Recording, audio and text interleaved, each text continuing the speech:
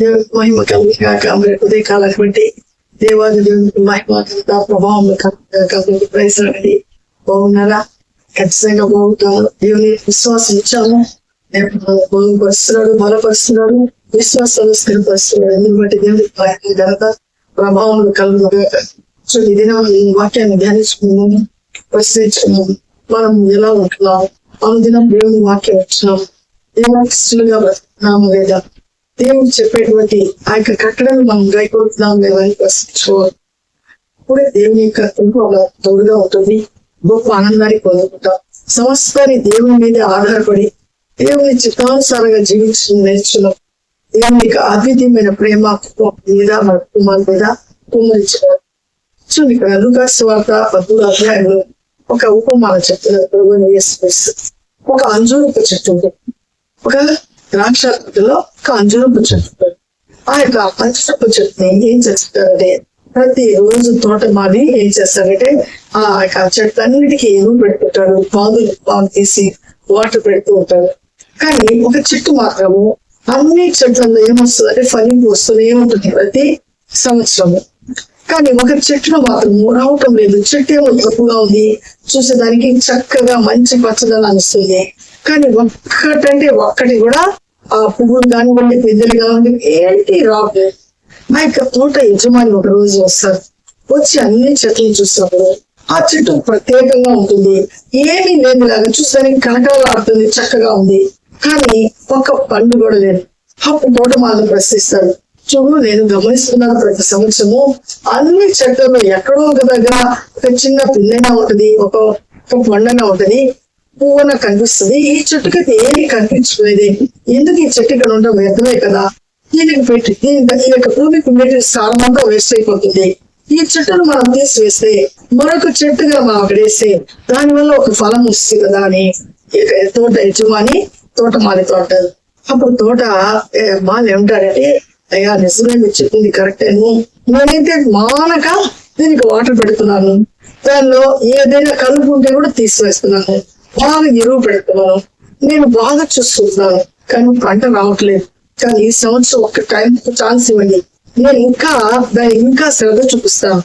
ఈ శ్రద్ధలో వచ్చే సంవత్సరానికి కన్నా మన కాపు రాకపోతే మీరు అన్నట్టు అలాగే మనము దాన్ని తీసివేద్దాము అని తోటమాలి ఎవరి దగ్గర ఆ యొక్క యజమానిని బ్రతిమాలుకుంటాడు. సరే నీ మాట చొప్పున ఓకే, ఈ సంవత్సరం నేను ఎక్స్క్యూజ్ చేస్తున్నాను, అలాగే నేను వెళ్ళిపోతాను. ఈ విధంగా మన జీవితాన్ని కూడా ప్రతి రోజు దేవుడు చూస్తూ ఉంటాడు. నా కొరకు ఏదైనా ఫలిస్తున్నారా, నా ఎందుకు భయభక్తం కలిగి జీవిస్తున్నారా, నా కోసం ఏమైనా అనేక నిర్ణయాలు తీసుకొని పరలోకం కొరకు జీవించేటువంటి పరిస్థితిలో ఉంటున్నారా లేదా అని దేవుడు చూస్తూ ఉంటాడు. అలా కాకుండా లోక ఆస్తుల్లోనే మనం జీవితే ఈ తోటమాలి ఈ విధంగా మన కొరకు ప్రాధాన్యపడుతున్నాడు, మనందరి కొరకు ప్రాధాన్యపడుతూ వేసుకుంటున్నాడు. తండ్రి కుడిపార్శ్వ కూర్చొని సర్వ మానవాళి వరకు ఎవరైతే ఆయన నమ్మిక వచ్చి ఆయన ద్వారా దేవుని వేడుకుంటారో వాళ్ళందరి కొరకు ఆయన విజ్ఞాపన చేస్తున్నారు. కాబట్టి ఆయన ఒక్క ఛాన్స్ వండి అని అడుగుతున్నారు. ఈ అడిగేటువంటి ఛాన్స్ మనందరి కొరకు ప్రతిరోజు అడుగుతున్నారు. కాబట్టి మనము ఇంకానైనా మారు మనసు పొందకపోతే ఇంకా సమయం ఉందిలే, ఇంకా అప్పుడే మనం ముసలమయ్యామా, ఇప్పుడే ఎవరి కాలంలోనే ఉన్నాం కదా, ఇంకా టైం ఉందిలే, దేవుని నమ్ముకోవచ్చు, ఇంకా లోకం ఎంతో ఎంజాయ్ చేయాలా అనేటువంటి వాళ్ళు కూడా లేకపోలేదు. ఇక్కడ అంటాడు, ఎవరి కాలంలోనే నా కాడి ఎవరైతే మోస్తాడో ఆ యవనస్తుడు ధన్యుడు అంటాడు. అంటే యవన కాలం బాల్యం నుండే విద్యోపదేశాలను ధ్యానించాం. అంటే చిన్న పిల్లలుగా ఉన్నప్పటి నుంచే దేవునిలో మన బిడ్డను నడిపించాలని, దేవుని కొరకు వాళ్ళు జీవింప చేయాలని దేవుడు మనతో మాట్లాడుతున్నారు. కాబట్టి మనం బాల్యం నుండే మనము సృష్టికర్తల జ్ఞప్తికి మనము తెచ్చుకున్నప్పుడే ఆయన యొక్క శక్తి, ఆయన యొక్క ప్రభావము, ఆయన యొక్క ఉనికి, ఆయనకు మన పట్ల ఉంటుంది శ్రద్ధ. ఈ లోకంలో దుష్టుడు మనల్ని ఏ విధంగా పడదోసడానికి ప్రయత్నిస్తున్నాడు, వాడిని ఎలా ఎదురించాలా, ఇవన్నీ ఎప్పుడు నేర్చుకుంటాము? బాల్యం నుంచి. ఈ విధంగా చిన్నప్పటి నుంచే పిల్లలు మనము ఎల్కేజీ నుంచి స్కూల్ పంపించి అన్ని నేర్పిస్తున్నాము. ఆ బేసిక్స్ తోనే వాళ్ళు పెద్దవారైనప్పుడు పెద్ద జాబ్స్ చేస్తారు, జ్ఞానం కలిగి జీవిస్తారు, గొప్పగా ఉంటారు. కారణం ఏంటంటే బేసిక్ ఎలా ఉందంటే స్టాండర్డ్ గా ఉంటుంది. కాబట్టి మన బిడ్డలకు మనము ఏ విధంగా మంచి చదువులు ఇచ్చేదానికి ప్రయత్నిస్తున్నామో, మన బిడ్డలు దైవత్వంలో ఎదగాలని, దేవుని కొరకు జీవించాలని అలాంటి బేసిక్స్ ని మనము ఇవ్వకపోతే వాళ్ళు పెద్దవాళ్ళు ఎంత చదువులు చదువుతున్నా కూడా నిన్న మొన్న నేను పేపర్ చూస్తే ఒక పాప 4 months ఏమైపోతున్నామంటే తన పీజీ కంప్లీట్ అయిపోతుంది అనస్థీషియా డాక్టర్. అప్పుడు దాకా బాగుంటుంది. తల్లిదండ్రులు ఇద్దరు జాబ్ చేస్తున్నారు. వాళ్ళ అక్కగారు కూడా డాక్టర్. ఈమైతే 4 months లో కంప్లీట్ చేస్తుంటుంది. కానీ ఆమె ఏమైపోతుందంటే సూసైడ్ చేస్తుంటుంది. ఆమె సూసైడ్ చేసుకున్న రాత్రి కుప్పకూరు చనిపోయింది. చాలా చక్కగా ఉంది బిడ్డ.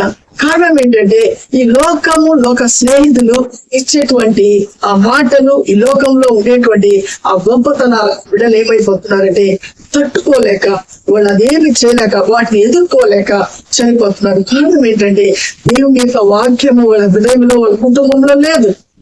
కాబట్టి బిడ్డలకి ఈ రోజు ధైర్యం లేకుండా వచ్చేటువంటి ఏ సమస్యలైనా ఎదుర్కొనలేక వాళ్ళు చనిపోతారు. ఆ తల్లిదండ్రులు ఎంత కష్టపడి ఎన్ని ఆశలు పెట్టుకుని ఆ బిడ్డలు చదివించి ఒక ప్రయోజకులు అయినప్పుడు అది చూసి ఆనందించాలని ఆ ఫలాలు తినాలని ఎంత ఆశపడి ఉంటారు. కానీ ఏది లేకుండా ఆ బిడ్డలు వాళ్ళ జీవితాన్ని వాళ్ళు ఏం చేస్తారంటే మధ్యలోనే ఇలాగే వెళ్ళిపోతున్నారు. కాబట్టి మనము భయభక్తులు కలిగి మన దేవుడు మనకి ఇచ్చేటువంటి ప్రతి ఛాన్స్ మనం ఏం చేసుకోవాలా, జాగ్రత్తగా కాపాడుకోవాలా.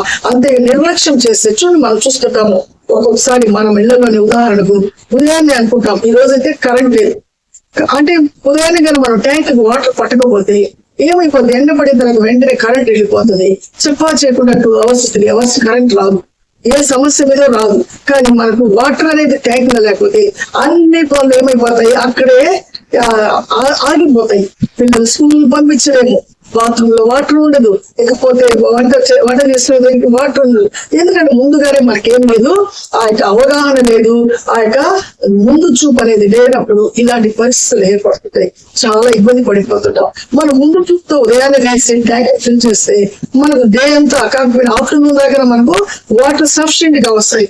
అదేవిధంగా దేవుడు మనకు దొరికే సమయంలో ఆయన సమీపంలో ఉండేటప్పుడు మనం ఆయన వెంటికి ఆయన మనము పట్టుకోకపోతే ఆయన ఎప్పుడు దొరకతాలే, దేవుడు ఇప్పుడన్నా దేవుడిని ఆదుకోవడము అది మన అజ్ఞానం అయిపోతుంది.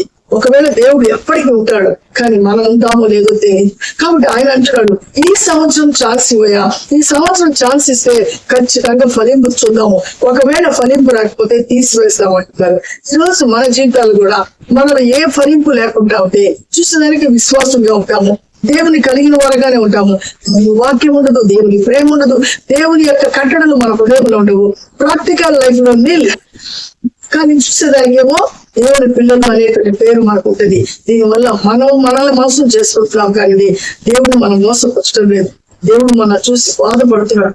ఎంత ప్రశస్తమైన సమయాన్ని ఇచ్చాను, అన్ని ఇచ్చినప్పుడు కూడా నా మాట వినకుండా దుష్ట సాంగత్యం చేస్తున్నారని ఆయన ఎంతగానో బాధపడతారు. అలాంటి బాధ మనం పెట్టేవారుగా ఉండకుండా దేవునికి ఇష్టలుగా మనకిచ్చిన సమయాన్ని మనకిచ్చిన ఆయుష్ను మనము సద్వినియోగం చేసుకుంటూ దేవుని కొరకు ఈ లోకంలో సఫిషియెంట్ ఆయన నామాన్ని మహిమపరిచే విధంగా జీవిస్తాము. అలాంటి దేవుడు మనకి ఇవ్వాలని ప్రార్థిస్తాం. రాజ్యం కలిగిన దేవ జీవాధిపతి స్తోత్రం నాయన. ఈ ఉదయకాలం నాయన లూకాసు వార్త 13వ అధ్యాయంలో అంజూరపు చెట్టు ఉపమానాన్ని మాకు తెలియజేశారు. తోటమాలైతే ప్రభా అయా ఇంకొక సంవత్సరం గడువమని తోట యజమానిని అడుగుతున్నారు.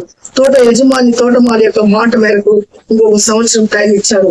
అయితే ప్రభా ఈ సంవత్సరంలో కూడా ప్రభా ఫలింపు లేకపోతే మరలా సంవత్సరానికి ఆ చెట్టు అక్కడ ఉండదని అయా యజమాని అయితే ఖండితంగా చెప్పారు.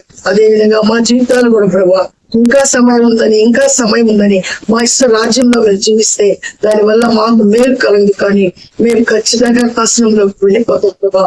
అలా మేము నాశనంలోనికి ఆ పాతాళంలోనికి మేము దిగజారిపోకుండా ఉండేది. మీరు మాకు ఎన్నో హెచ్చరికలు ఎన్నో ఉపమానాలు చెప్పి మమ్మల్ని పిల్లపరుస్తూ నీ వైపు ఎదురు చూసే విధంగా ప్రోత్సహిస్తున్నారు. అది గ్రహింపు ప్రతి ఒక్కరికి అనుగ్రహించండి.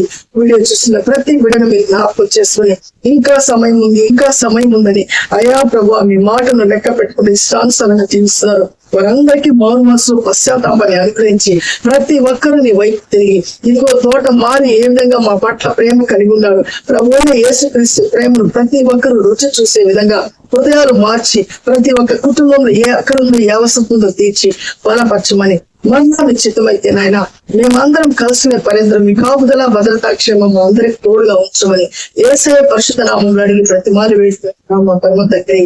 ఆమేన్. అందరికి ప్రైజ్ లాడండి.